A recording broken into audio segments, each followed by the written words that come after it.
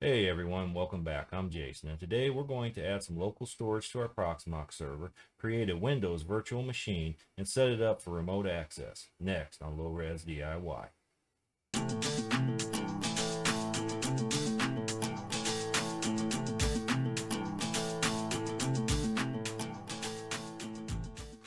Okay. Once you get logged into your Proxmox server, you're going to want to go to just the left of dataset, click on the small arrow. That will bring up a list of all the servers that you have associated with this installation of Proxmox. In our case, we only have one. So you want to click on it, and our menu over here will change. Well, we just want to scroll down to disks. And you'll see there's three of them there. The bottom two are the pair of USB drives that we utilized during the initial install. And the top one's the hard drive that is in the machine. Well, we want to click on it and initialize it, and this will give Proxmox access to it. Next thing we want to do is designate what kind of storage it is. We're going to pick the LVM thin, and we're going to create it. It's going to ask for which disk. The only one we have available is the 2.8 terabyte one, and let's give it a name.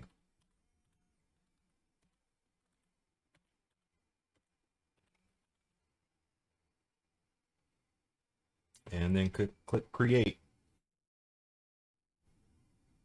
Now we have some storage for our virtual machine that we're going to create. So now that we have the storage taken care of, we're going to want to click on local, and we're going to want to download our ISOs. The first one you'll want is your Windows ISO, and just like before, you'll go to your create Windows 10 installation media, download the tool, start it up, and when you get to the point of choosing whether you want a USB drive flashed, or if you want to make an ISO for a virtual or for a DVD or CD-ROM, click on that one, continue the process, and it'll create this file for you. Then we'll click upload, select a location, you'll click the Windows ISO, and then click open, and then you'll click upload. Now I'm not going to do it because I had a little trouble with it. Every time I tried it on this machine, it would not upload the ISO. Did a little research, other people were having the same problem, and their workaround was using a program called FileZilla. But before I went through downloading that and getting everything set up, I thought, well, I'm going to try it on a different computer. So I grabbed a laptop, tried it on it, and it took a lot longer, but it actually uploaded the entire ISO for me. I noticed with smaller ones it didn't seem to have that problem, but with larger, say over a gig, it did. The other ISO you're going to want to upload is this Virtuo Win, I guess that's how you say that, Win.01.185. Same thing, you'll click upload, select, you'll pick it, and then you'll hit open, and then you'll hit upload. Now you get that from this website right here.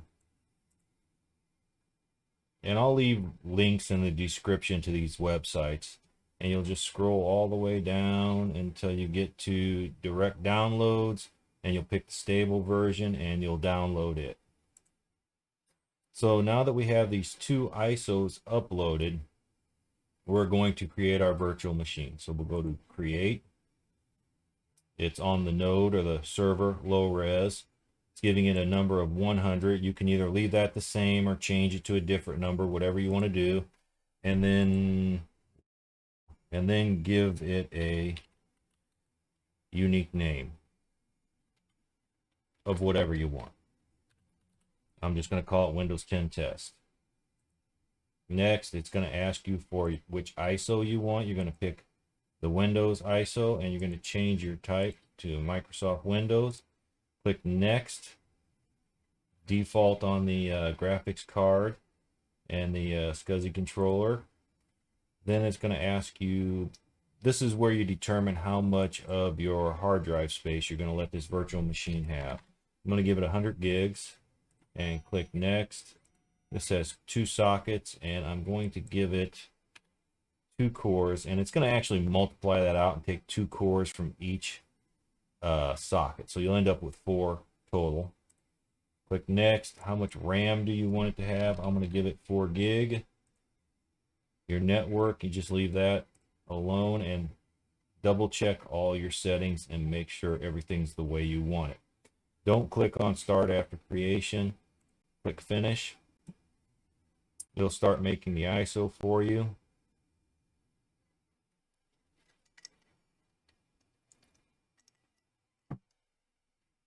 Once it's finished, let's go ahead and click on it, and we're going to go to hardware, and we're going to add a CD DV-ROM drive, and we're going to pick the local.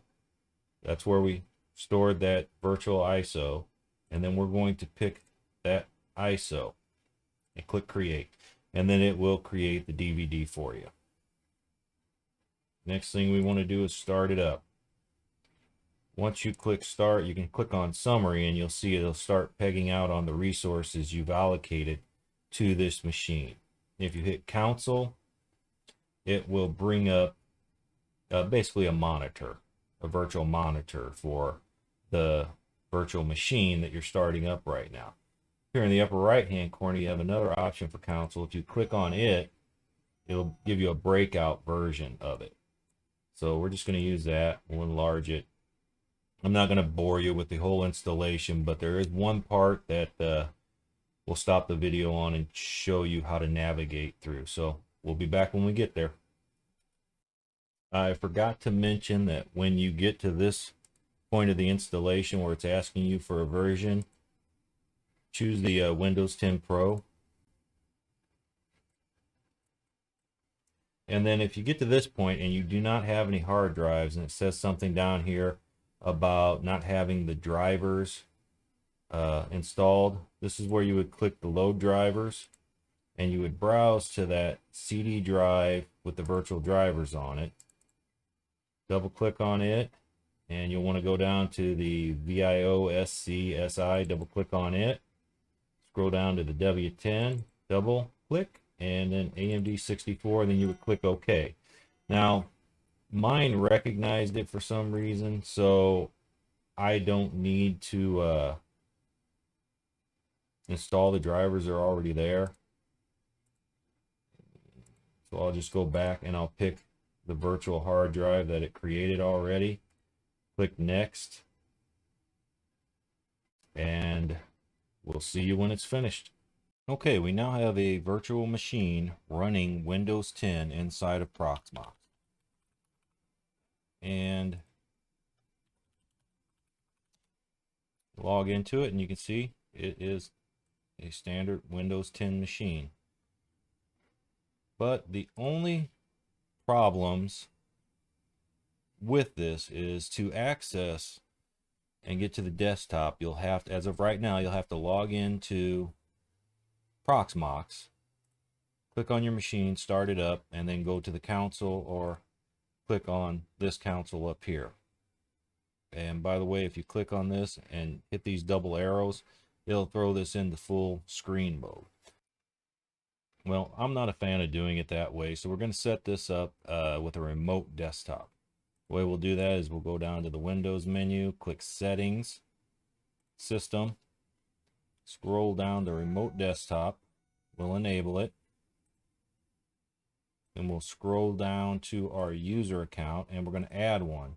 And this will be the account you created when you installed Windows. Click OK. It will add it to the remote desktop users. Click OK, and we can close that out.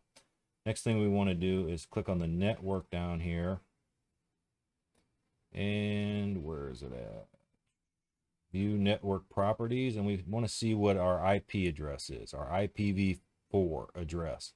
It's the 192.168.1.223. So let's remember that. Close out of this. Close out of this. Come to our regular desktop. Click on your search button and type in remote. Not remove, remote desktop connection. You'll want to input the IP address of the server we just created. Click connect. More choices, use a different name, and you'll use the account you created when you installed and the password. Yes. All right, and we're in. So now you can start loading any applications you might need for whatever you're using this for, be it work or for school. Myself, I'm probably going to put Blue Iris on this and use it as my home security system and hook a few cameras up to it and have it recording 24/7. So my wife tells me I need to explain why you would want something like this, other than like myself wanting to utilize it for security at home. Well, let's say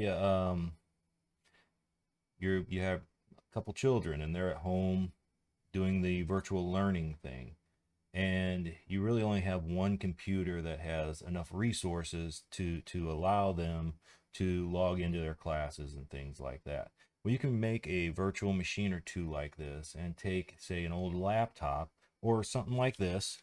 This is a thin client.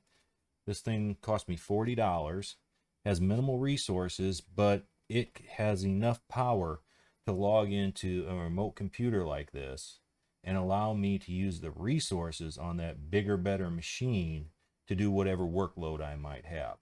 So, like I said, you can get that or an old laptop. Your kids can use those to log into the server or to the remote desktop and use it for classes and different things like that.